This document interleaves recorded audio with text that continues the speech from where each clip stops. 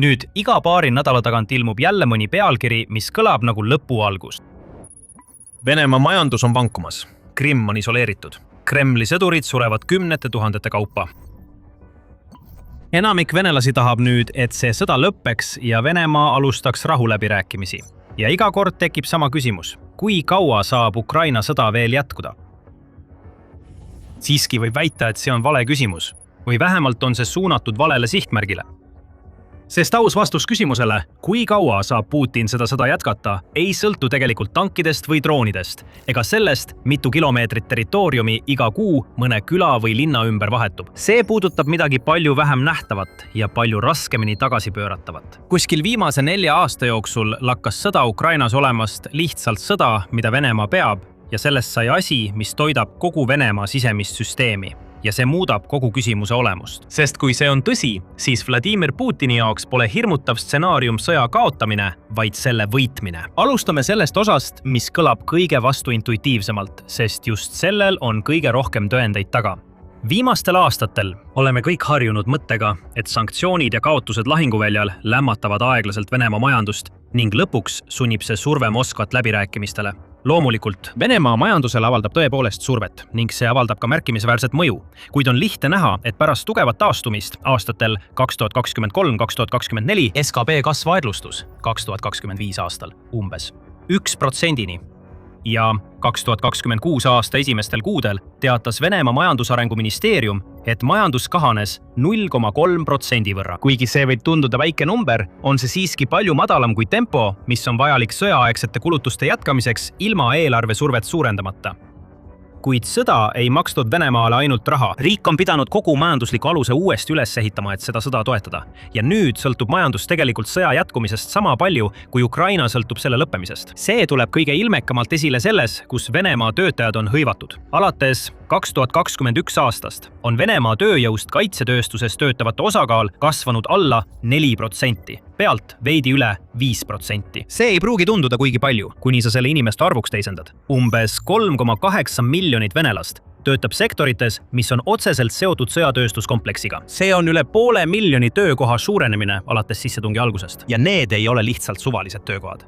Palgad kaitsesektoris on kasvanud 30–60% aastas, ületades kaugelt inflatsiooni riigis, kus sellised palgatõusud olid varem mõeldamatud.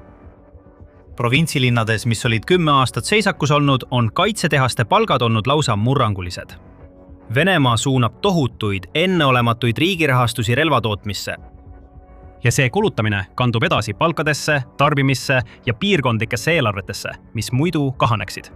See strateegia on kitsas mõttes toiminud, sest see on hoidnud sõjaaegset majandust vee peal. Ametlikult moodustab sõjaline kulutamine kuskil 7–8% Venemaa SKP-st. Mitteametlikult mõned hinnangud viivad tegeliku numbri 10–12%-ni, kui arvestada kõike, mis on peidetud seotud eelarveridade sisse. Igal juhul räägime sõjaaegsest stiimulist, mida pole Venemaal sellises ulatuses olnud avates Nõukogude Liidu ajast ega ka mujal maailmas. See viib meid küsimuseni, mis juhtub majandusega pärast sõja lõppu.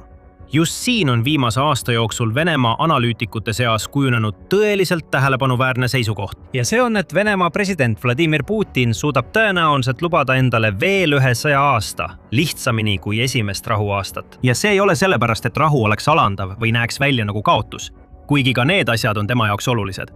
See on puhtalt majanduslike mehhanismide tõttu. 89 Venemaa föderaalpiirkonnast oli 2025 aastal eelarve defitsiidis 74, võrreldes eelmisel aastal 50-ga. Föderaaleelarve puudujääk ületas juba selle aasta esimese 6 kuuga kogu aasta eesmärgi. Ja see kõik toimub ajal, mil sõjamajandus töötab endiselt täiskiirusel. Tõeline demobilisatsioon. Selline, kus võitlus tegelikult lõpeb ja raha selle ülalpidamiseks enam ei liigu, rebiks välja sõjaaja sissetulekutoetused, mis hoiavad üleval kümneid piirkondlikke majandusi, samal ajal jättes kõik need lubadused, mida piirkondlikud valitsused selle raha toel andsid. See ei ole arvestuslik probleem, mida saaks lappida Moskva ülekandega. See on struktuurne auk. Ja siis on veel demobilisatsiooni teine pool, inimesed. 2025 aastal värbas Venemaa üle 400 000 lepingulise sõduri, kes lõpuks peavad koju tulema ja tööd leidma. Juba nii paljude inimeste korraga tööturule tagasilaskmine oleks iseenesest piisav, et töötuse määra märkimisväärselt tõsta. Pea meeles, need on ainult 2025 aastanumbrid. ning Venemaa on plaaninud värbamist 2026 aastal veelgi suurendada, minnes isegi üle aastaringsele ajateenistusele, et tagada rindele pidev sõdurite voog. Tegelik töötuks jäävate inimeste arv läheneks tõenäoliselt miljonile või ületaks selle. Ja siis peame arvestama, millistele töökohtadele need mehed üldse kvalifitseeruvad. Tsiviilelus on väga väike nõudlus nende konkreetsete oskuste järele, mida sõjas omandatakse. 2025 aasta hinnangute kohaselt ei suutnud umbes 43% juba demobiliseeritud sõduritest tsiviiltööd leida. Kui seda arvu korrutada palju suurema naasvate veteranide lainega, Lissa siia veel lahingute psühholoogiline koorem ja tulemuseks on suur hulk relvastatuv, väljaõppinud, pettunud noori mehi, kellel pole midagi teha ega põhjust olla tänulik. Seega pole Kremli kõige tõenäolisem tee puhas rahu ja sellele järgnev sujuv üleminek. See on aeglane, venitav demobilisatsioon, mis hoiab veterane mundris, hoiab raha liikumises ja hoiab kogu süsteemi töös küll väiksema, kuid siiski märkimisväärse kiirusega, määramata ajaks. Teisisõnu, isegi parimal juhul, kui tulistamine homme lõpeb, ei lõpe sõjamajandus sellega. Nüüd räägime nüüd sellest, kes sellest kõigest tegelikult kasu saab, sest siin läheb lugu veelgi huvitavamaks. Kuigi võib öelda, et sõda toimub Venemaa ja Ukraina vahel, tegelikult vastutajad ja mehhanismid, mis toidavad Venemaa agressiooni taga olevat geopoliitikat, ei asu mõnikord isegi Venemaal. Selleks peame minema tagasi aega enne sõda, kui Vene võim toetus Putini all 3 sambal. Seal olid tehnokraadid, inimesed nagu peaminister ja keskpanga president, kelle ülesanne oli hoida majandus stabiilsena ja kasvamas. Seal olid silovikid, julgeolekuteenistused, kelle ülesanne polnud niivõrd rahvast kontrollida, vaid pigem eliiti korrale kutsuda, et keegi liiga palju reeglitest kõrvale ei kalduks. Ja olid oligarhid, ärimehed, kes müüsid Venemaa naftat, gaas ja metalle läänele ning hoidsid suure osa oma varandusest turvaliselt väljaspool riiki. Ja vastutasuks nautisid nad omamoodi pooliseseisvust. Nad tegutsesid Putini süsteemi sees, kuid neil oli mõjuvõimu ja mis veelgi tähtsam, neil oli taganemistee. Moskva võis neile survet avaldada, kuid ei saanud neid lihtsalt hävitada. Kogu see korraldus on viimase 4 aasta jooksul täielikult lammutatud ja üles ehitatud millekski hoopis teistsuguseks. Tehnokraadid on endiselt alles, kuid nende töö on täielikult muutunud. Varem ehitasid nad üles jõukust. Nüüd püüavad nad lihtsalt hoida masinad kinni kiilumast. Venemaa kaotas ligipääsu lääne kapitaliturgudele 2025 aasta lõpuks. Hinnanguliselt on umbes $300 miljardit. Venemaa reserve endiselt välismaal külmutatud. Rahvusliku heaolufond, riigi tagavara mustadeks päevadeks, on kahanenud vähem kui 40%-ni oma sõjaeelsest likviidsest väärtusest. Energiatulud, mis varem rahastasid üle 1/3 föderaaleelarvest, on langenud umbes veerandini, kuigi nafta- ja gaasitulu on kõikunud, kuna Venemaa suunas ekspordi ümber ja kohanes sanktsioonidega. Intressimäärad on püsinud tasemel, mida peetaks peaaegu igas teises majanduses riiklikuks hädaolukorraks. Tehnokraadid töötavad kõvemini kui kunagi varem, kuid samal ajal kaotavad pidevalt mõju. Sest sõjamajanduses ei sea prioriteete need, kellel pole relvastuse eelarve üle kontrolli. Nemad lihtsalt tegelevad pärast tagajärgedega. Oligarhid on saanud veelgi hullemini pihta, sest nende iseseisvus põhines täielikult rahal, mis oli turvaliselt Venemaa haardeulatusest väljas. See kõik pühiti peaaegu üleöö minema lääne sanktsioonidega ja Kreml on seda haavatavust ära kasutanud. Alates sissetungist on Vene kohtud menetlenud natsionaliseerimisteks nimetatavate juhtumite lainet, kuid mida täpsemalt võiks kirjeldada kui sundvõõrandamist. Hinnangud kokku arestitud varaväärtusele erinevad, sõltuvalt sellest, kes arvestust peab. Mõõdukas hinnang on umbes $50 miljardit väärtuses Vene rublades aastatel 2022 kuni 2025. Ja olenemata ulatusest ja tegelikust arvust on muster selge. Varad kuulutatakse strateegilisteks, omandiõigust vaidlustatakse tagantjärele ja kohtud tegutsevad kiiresti. Mõnikord teevad otsuse juba mõne päeva jooksul pärast hagi esitamist. Kui soovite näidet, kuidas see välja näeb, võtame näiteks kullakaevandustöösturi nimega Konstantin Strukov. Ta kontrollis Venemaa 3. suurimat kullatootjat ja teda peeti pikka aega lojaalseks silmapaistmatu Kremli liitlaseks. 2025 aastal süüdistati teda selles, et ta oli ettevõtte omandanud aastakümneid varem ebaseadusliku erastamise teel. Tema pass tunnistati kehtetuks ajal, kui ta väidetavalt üritas riigist lahkuda. Mõne päeva jooksul kohus andis tema enamusosaluse üle riigile. See polnud dissidendi karistamine režiimi vastustamise eest. See oli piirkondlik ametnik Putin enda parteist, kes avastas, et lojaalsus paberil ei taga enam turvalisust. Selle kõige tulemusel on tippu tekkinud teistsugune majandus. Enne sõda Venemaa oli midagi erakapitali oligarhia sarnast, kus suuräri toimis vahendajana Kremli ja ülemaailmsete turgude vahel. Nüüd on uuel lojaalsete klassil rikkus, mis sõltub otseselt sellest, et Venemaa vastasseis läänega jätkub. Nende suurim hirm on eelmise omaniku tagasitulek. See kõik tähendab, et piisavalt jõukate inimeste grupp, kes suutis kunagi Venemaad kompromissi poole suunata, on asendunud grupiga, kelle kogu varandus sõltub sellest, et konflikt ei lõpekski kunagi. Ja kes on täitnud vana oligarhide poolt jäetud tühimikku? Täpselt need grupid, keda võiksidki oodata. Julgeolekuteenistused on pidevalt kasvanud. Igal aastal lisandub uusi töötajaid ja uusi volitusi. Samal ajal kui paralleelne sisearmee, mis on üles ehitatud rahvuskaardi ümber, on kasvanud sadade tuhandete sõduriteni. See allub otse Putinile, jõud, mille ainus eesmärk on kaitsta režiimi omaenda elanikkonna eest, mitte välise vaenlase eest. Ja mis kõige tähtsam, sõjatööstuskompleks ise, mis oli kunagi üsna marginaalne osa Venemaa majandusest, on muutunud riigi võib-olla kõige võimsamaks majandustegijaks, andes tööd miljonitele, tervete piirkondlike majanduste käivitaja ning loonud uue sõjast rikastunud eliidiklassi, kelle jõukus sõltub kaitse-eelarve pidevast kasvust. Nii et tõelise majandusliku võimuga inimesed tänapäeva Venemaal ei talu sõda vaikselt kui äritegevuse kahetsusväärset kulu. Nad on teatud mõttes sõjavili. Nende staatus, nende rikkus ja nende kaitse kriminaalvastutuse eest sõltuvad kõik sellest, et sõda jätkuks. Ja inimesed, kes oleksid rahust kasu saanud, vanad tehnokraatlikud ja oligarhilised klassid, on süstemaatiliselt ilma jäetud mõjust, mida nad vajaksid selle nimel tegutsemiseks. See viib meid millegi juurde, mis seob kogu selle teema kokku ja viib selle täielikult Venemaa piiridest välja. Mis toimub Venemaa kaubandussuhetes Hiinaga? Enne kui me sellesse süveneme, kindlasti telli meie sõjasaade. Me käsitleme Venemaa ja Hiina vahelisi sidemeid ning nende ümber kujunevat geopoliitikat meie videotes palju põhjalikumalt. Viimastel aastatel on tavapärane narratiiv olnud, et Venemaa ja Hiina lähenevad üksteisele, moodustades omamoodi läänevastase telje, kus Peking astub mängu, et osta naftat ja gaasi, mida Euroopa enam ei soovi. Heaks näiteks on see, et kaubavahetus nende kahe riigi vahel jõudis 2024. aastal rekordtasemeni üle 237 miljardi dollari. See on enam kui 25% võrra suurem kui aasta varem. Hiina osa Venemaa energiatoodete ekspordis on tõusnud sõjaeelsest umbes veerandist nüüdseks ligi 40%-ni. Aga kui me seda suhet lähemalt vaatame, siis näeme, et tegemist ei ole võrdsete partnerlusega. Venemaa vahetab ühe sõltuvuse veelgi halvema vastu. Hiina osa Venemaa kütuseimpordis on võrreldes sellega kasvanud vaid tagasihoidlikult, mis tähendab, et sõltuvus on peaaegu täielikult ühesuunaline. See annab Pekingile tohutu hinnakujundusvõimu. Allahindlused Hiinale müüdud Vene toornaftale tõusid sõja alguspäevil kuni 18%-ni. Siis mõneks ajaks leevenesid ja on hiljuti taas tõusnud, kuna lääne sanktsioonid on veelgi karmistunud.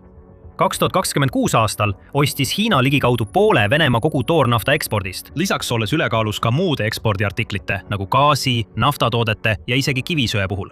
Hiina kasutab seda positsiooni siis karmide läbirääkimiste pidamiseks, eelistades paindlikke lühiajalisi lepinguid sellistele pikaajalistele kohustustele, mis annaksid Moskvale tegeliku rahalise kindluse. Selle tasakaalustamatuse kõige selgem sümbol on torujuhe, mis peaaegu kogu aeg justkui valmib, aga tegelikult ei saa kunagi valmis.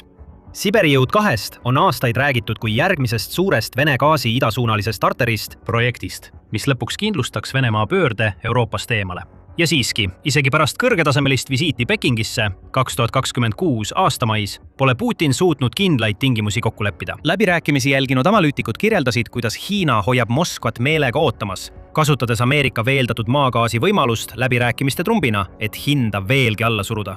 Sest siin oli üks oluline mööndus. Nimelt see, et Peking ei vaja tingimata just Vene gaasi. Neil on vaja odavat energiat ja neil on ka teisi võimalusi. Venemaal aga pole kusagile mujale seda gaasi müüa sellistes kogustes, nagu neil vaja on. See on sõja seisukohalt ülimalt oluline, sest energiaga seotud maksud moodustavad endiselt umbes 1/5 Venemaa föderaalsest eelarvest. See tähendab, et iga kord, kui Hiina otsustab osta veidi vähem või nõuab suuremat allahindlust, ei kohandada lihtsalt kaubandusbilanssi. Ta kas pingutab või lõdvendab üht peamist rahalist kraani, mis sõda rahastab. Ja mitte ainult Venemaa majandus ja liidud pole ümber kujundatud viisil, mis kestab kauem kui see konkreetne sõda. Sama kehtib peegelpildis ka rinde teisel poolel, Euroopas. Midagi on juhtunud, mida väga vähesed inimesed oleksid enne 2022 aastat ennustanud.